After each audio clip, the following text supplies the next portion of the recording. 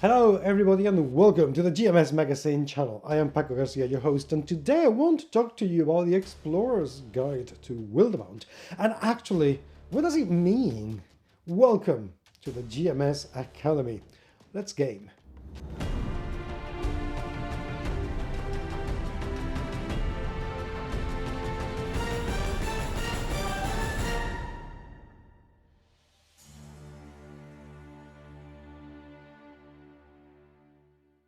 Yes, indeed, I do have a cold and a lot of put things up my nose to try to stop the congestion. I'm afraid that my voice is going to be a little bit sexier because of that and a little bit more nasal. Sorry about that. I just didn't want to stop working for you. So here I am. Anyway, Matt Mercer and Wizards of the Coast recently announced that they're going to team up to create, or already being created, the Explorer's Guide to Wildemount, which is based on the Critical Role's Tal'Dorei campaign setting that the wonderful people of Green Ronin published a little while ago.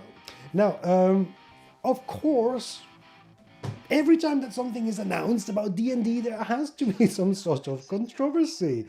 With the first one being, why didn't you publish what I liked? You know, people wanted to see, and I wanted to see something like Darksun, or Dragonlance, or Ravenloft, or Planescape, or Birthright, Hollow Earth, whichever of the settings that Dungeons and Dragons has had in the past. And an awful lot of people have got really upset because this is something completely new, this is something completely different, and this is something from somebody who actually is making D&D very, very popular and very famous with their Twitch channel.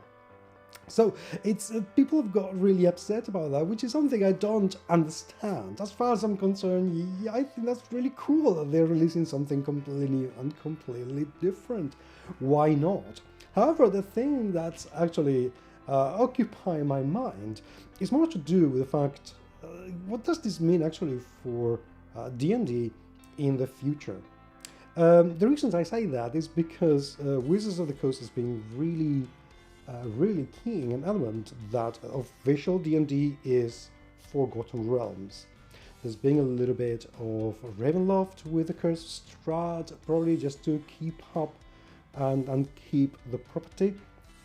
There's been some hints here and there about Darksun with psionics and blah blah blah, but there really hasn't been any official announcement for anything at all. And yet, they've teamed up with Mercer, who is undoubtedly a truly very, very talented designer and writer, and the endear, if that word actually exists, to create and to perpetuate Tal'Dorei. Now, the reason why I find this interesting is for two reasons. Firstly, because Green Ronin already published Tal'Dorei. I don't really know the details of that license and why Mercer has decided to go with Wizards of the Coast. I'm sure that they have their reasons to have teamed up together. It could be that Wizards has a wider range, and reach. It could be that Wizards has offered more money. I don't know. I really have no idea. And the reason why I'm curious about it is because the Tal'Dorei book by Green Ronin is actually pretty decent. It got some extra work from Joseph Carriker and Steve Kenson, who are undoubtedly extremely talented writers and very, very accomplished. Why not go back with Green Ronin to do this? Or why not team up with them to actually do this? If they haven't, I don't know. I mean, I find it really exciting if actually Wizards of the Coast had gone to Green Ronin and said, you know, let's work together on this. Let's take what you've done and let's do something even cooler, even better. How can we do this? That would have been absolutely fantastic, really fantastic. But I wonder what's happening to Tal'Dorei now. Is it going to be joining the D&D's canon? Is it going to become an official kind of setting for Dungeons and Dragons? If it is, what does this mean for Wizards of the Coast? Does it mean that it's going to be an opening for new settings to come up instead of going back to previous settings that people are so looking forward to seeing back? Does this mean that the efforts to bring back Dragonlance, Darksun, Planescape are going to be put aside a little bit? Ravenloft, come on! Are going to be put aside a little bit to concentrate on developing a new setting for Tal'Dorei and bring it back. That doesn't mean that the stuff that's been published by Green Ronin, and I assume they no longer hold a license for, is this going to be taken? What's going to happen to the additional content that Carriker and Kenson put into it? What's happening? I think those questions are a lot more interesting and important. That when is Dark Sun going to come out? Which of course it is very important, because come on, Dark Sun, hello. But I want to know what's happening inside. What does this mean for Dungeons and Dragons? What is this going to mean for Critical Role?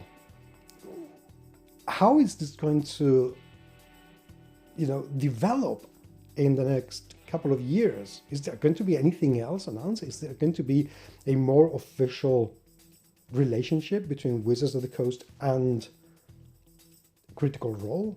Because thus far, Critical Role, they've been able to do whatever they wanted. It's their own setting, with 5e rules, with their own settings, and they've been able to do anything they wanted with the rules. They've managed to, be creative, be free, and create something really cool. What does this mean? Because this could have a wider reach impact in the industry and the community and everything else.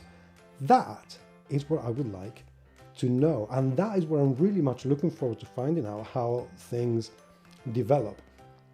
Personally, I'm very excited. I think this could be a very interesting move. I have, considering the trajectory that D&D 5 has had in the last, since it launched the 5th edition, I think Jeremy Crawford is actually a shrewd enough person that even if we can't figure out exactly what's going on in the back of his mind, he's actually taking D&D to a very good port. So I want to have confidence. Yes, there's been some criticism of Mercer, of, why not continuing. I'm not going to go into that because I don't know enough about it. I only hope, though, the only thing that would sour the migration from Green Ronin to Wizards of the Coast is if there hasn't been a clear communication between Mercer and Green Ronin. If Mercer just said, oh, you know what, screw you, I'm not going to keep you, and surprise, I would be really disappointed. I don't have any reason to believe that that's been the case. I haven't spoken to anybody in Green Ronin about it. I haven't asked Mercer because I don't know him. That's the only reason. I want to believe that he's not the kind of person who would do that. I really don't want to believe that. So I'm going to believe that, everything has been cool, and the relationship between Green Ronin and Matthew Mercer is okay, and the relationship between Critical Role and Green Ronin is okay. I love to believe that. I hope I'm not, corrected on this one, and that things remain cool, because that's the only thing that would sour this situation for me. Other than that, let's wait and see what happens. Let's wait and see what's going to happen with Tal'Dorei, what's going to happen with Critical Role, what's going to happen with, Explorer's Guide to the Wildemount, because we haven't read it yet. It could be pretty cool. Could be very interesting. And to be honest, people, if you're not excited about it, that's cool. Why don't you take this opportunity to actually explore a different world, a different setting? There's plenty of things in the GM's Guild, go for it, or even another game. If you're not happy with this release, take this as an opportunity to actually divert into something else and explore yourself and explore your gaming spectrum and see what happens there. But let's not demonize anybody. Let's not criticize this in a bad way, because this, whether we like it or not, has an absolutely ginormous potential for being really, really good news for everybody. So let's wait and see. Let's be expectant. This could be really cool. Thank you very much for watching, and leave me your comments. And if you have any insider information, by all means, do leave me your comments, because I would love to hear what you have to say about this. Remember to subscribe, and until the next time, I will talk to you very, very soon. Take care.